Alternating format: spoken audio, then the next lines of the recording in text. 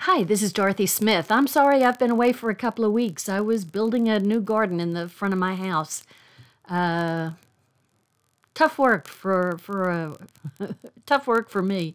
So I am going to make a card to go along with the Atlantic Hearts card sketch, and I used a 5.5 by 4.25 light side of sage, and I did an embossed stitch circles pattern on it, and I'm using a small strip, about a 1.5-inch strip by 5.5 from the Stitch Together papers, which are going to be finishing up June 30th. So we're running out of time to get these absolutely beautiful papers.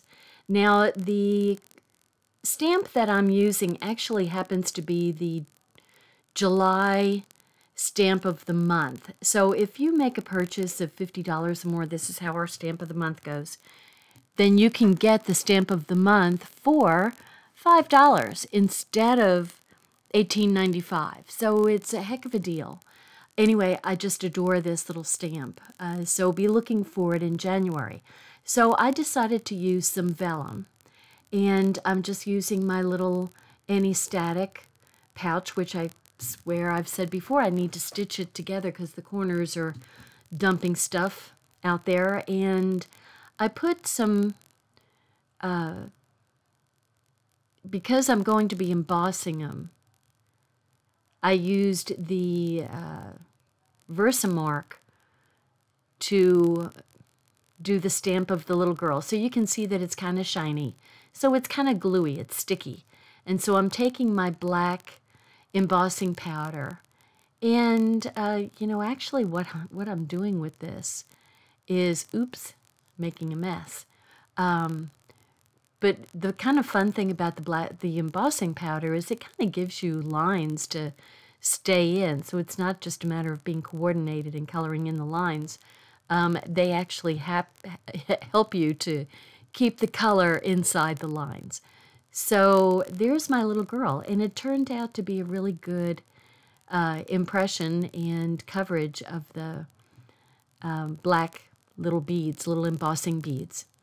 So I just think she's just adorable. So I am going to use, first of all, I'm going to melt the little beads with my heating gun. Now, we have a newer one than this, which I haven't purchased yet. This one I've had for a long time, and it works good. So I can't justify getting a new one. I wish I could. So maybe it'll hurry up and break. But anyway, I like being able to watch the little beads melt, and you can see it's getting shiny. And that's how you know the beads have melted. You can kind of watch them. They sort of change color. Kind of hard to see with the black, but anyway, I'm just trying to figure out, was this a good idea or not? But I'm going to go with it just because I wanted to try the vellum and the embossing, and I'm using our tri-blend markers. And I picked out some colors that are the same or similar to all the cute little flowers on my little strip. So I'm going to start coloring. So I was trying on the back to see how it looks on the front. Of course, you wouldn't get the benefit. And, it's okay.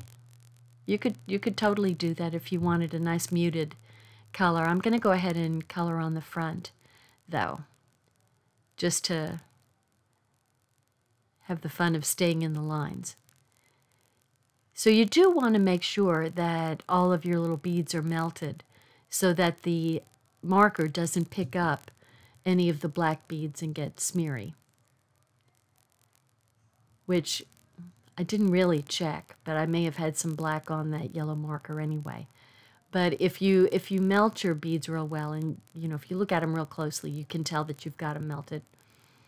So, like I said, I'm just making the flowers kind of resemble, be similar to coordinate with the flowers on my little strip. So I'm just kind of I'm going to make, the different colored flowers and then I'll use the green for the leaves. So, you know, it was kind of fun. And I'm not doing, because the design is so tight and small, I am not going to try to make the flowers be shaded, you know, using the different shades, because I just don't have enough room for me. I mean, if you have a finer hand than I do, you might be able to do it, but this was kind of small for me, so I'm just going to go with doing the one color for each of the leaves and petals and her dress eventually. So I kind of enjoyed doing this. I mean, really, the coloring is kind of zen, and, you know, with the embossing helping you keep everything in the lines, it makes it a little bit neater than my usual coloring. So just to remind you that the date of this video, I'm doing it, what day? June 21st. And so this catalog, the May and June catalog that has Aurora and Stitch Together kits as well as paper packs in it, is finishing up June 30th.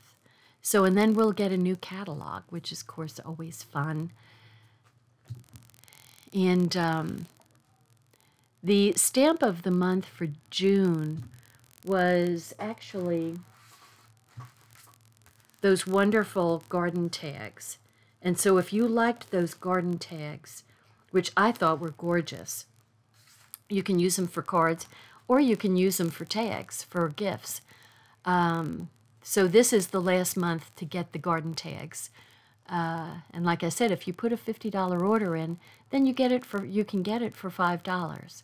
So my dog has come to say hello to me, Daisy. So I'm going to put her in a little bright yellow dress. And, you know, I have to say that coloring on the vellum has been really pretty easy. It glides pretty well and takes the color nicely. It's kind of fun, and it kind of gives you just a little bit of a different look. So I kind of thought, well, it's kind of like too transparent. I know, dumb, right? Because it's vellum. It's not transparent, it's translucent. And so originally I was going to do a 4-inch circle. And so I had a 4-inch circle of vellum cut. But then I thought, well, it would be kind of nice to do the scallops to kind of, you know, sort of coordinate with the stitch circles and their kind of scallopy look. And so I'm using my vellum. I just happened to find Lord knows how old this vellum tape is, but I found it in my stash. And so I am going to go ahead and attach a second layer of vellum so that the scallops kind of show as a, you know, nice, you know, you can still see the scallops, but the little girl is a little bit denser, so you can see the colors a little bit better. And with this vellum tape, you're actually not supposed to see where you put it on there. So it becomes invisible. She's really cute. So I'm going to put her there, and then I'm going to trim off the edge of the vellum. So the scallops are just kind of falling off the card. And then I'm going to use one of the sentiments. Like I said, this is a really, really nice card for a friendship card, or just a, you know, kind of thinking of you, sending you love card. And it has pretty little butterflies and a wonderful dragonfly on it, which I love the dragonfly. So I'm just kind of measuring what I need. So I'm using the darker side. I think this is sage. Pretty sure it's sage. If it's not, it's sweet leaf. I think it's sage. But, you know, you can use whatever colors you want. You wouldn't have to use green. You can, you know, whatever printed cardstock you've got or paper you've got, you just use a coordinating color to go with that. It certainly doesn't have to be exactly what I do here. This is just kind of an idea, kind of taking a sketch and seeing how it looks with this particular, color and the embossing. So I've used dry embossing and the wet embossing. And, embossing is fun, whether it's, whether you're doing it with your Cricut or your, well, we have a new embossing machine and a die cutting machine that is truly, truly wonderful. Because if you don't get quite a good cut with your cardstock, you can just crank it when you're doing thin cuts. You can just crank it up one number and it cuts like butter. It really, really does a beautiful job of cutting. I mean, I loved my pink Cuttlebug, but this one really, really does a better job. Because when I was doing fine things with my Cuttlebug, like lace, it would not cut all the way through, and I was poking out hundreds of little itsy-bitsy pieces, and it was just so time-consuming and so frustrating. This one, oh my gosh, nothing's left. It comes out beautifully. So it is also available when you put an order in. If you scroll down, you can see the offer for getting the embossing and thin cut machine for $99. Well worth it. So well worth it. So I don't dread doing embossing or the cutting of the die cuts anymore. So I'm just kind of deciding, I'm trimming this down a little bit because it's just a little bit too big. I think if I had moved my little girl over closer to the edge of the card, I'd have plenty of room. So I'm just going to pop up the sentiment before I put it on the front of the card. So there we go. I just kind of made a little banner cut at one end and a little arrowhead cut at the other. Whoops, I fell off the page. I'm just putting my pop dots on there. These are double stick foam dots to just raise the sentiment a little bit, just to give the card a little bit more dimension than it has. And so, I'm just going to cut off that part of the vellum that's hanging off the edge. So there we go.